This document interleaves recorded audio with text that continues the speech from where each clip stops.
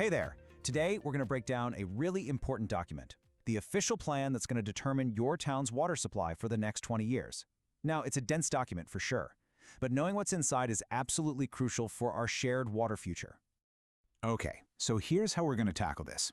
First, we'll start with the big picture, California statewide rules. Then, we'll zoom in on the Nevada Irrigation District's specific roadmap.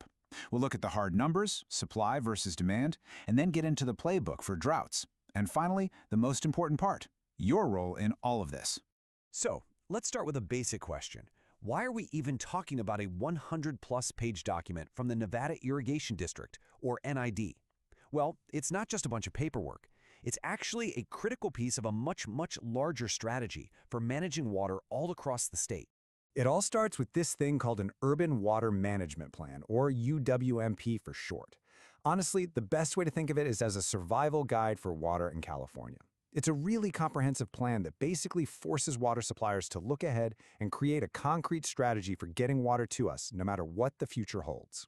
And this isn't some one-and-done deal. State law actually says that every single urban water supplier has to update this plan every 5 years. It's kind of like a regular check-in, and make sure that communities are constantly adapting to whatever's changing, whether that's population growth or shifts in the climate. Okay, so now let's see how that big statewide requirement actually translates into a specific plan right here for our community. This is where the big picture becomes our local reality. Seriously, don't think of this plan as some boring report collecting dust on a shelf. It's more like a GPS, a roadmap that's going to help navigate our community's water needs for the next couple of decades. And it's supposed to be community-driven, guiding decisions to make sure water's there when we all need it. And this plan is incredibly thorough. It's like a full physical for our water system. It looks at everything, where our water comes from, how much we're using now, what we'll probably need in the future. And crucially, it includes a 5-year drought stress test and a very detailed emergency plan for when water gets scarce. Really, the whole point of this entire exercise is to balance the water we have with the water we're going to need.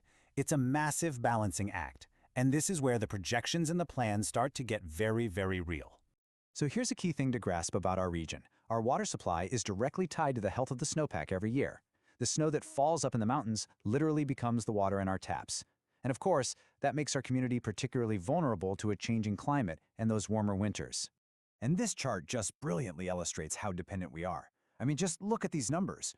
The vast majority of our water comes from that surface water, the snowmelt we were just talking about.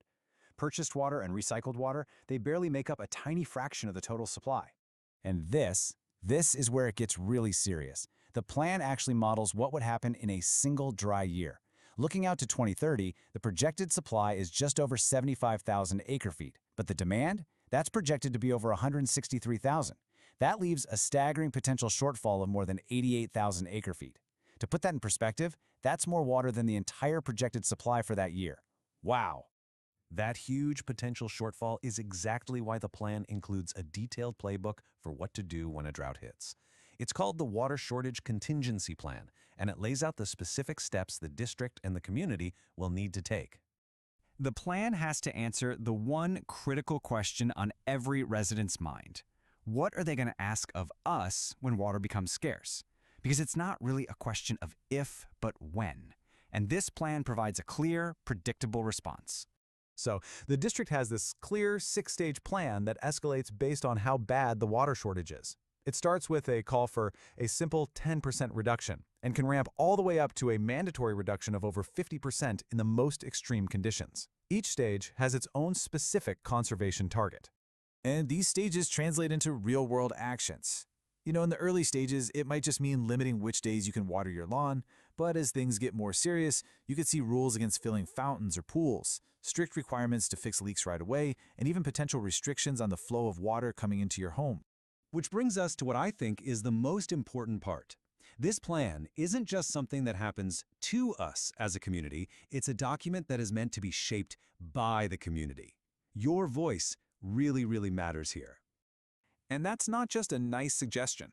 The district is super clear in its communications. They are actively encouraging public participation.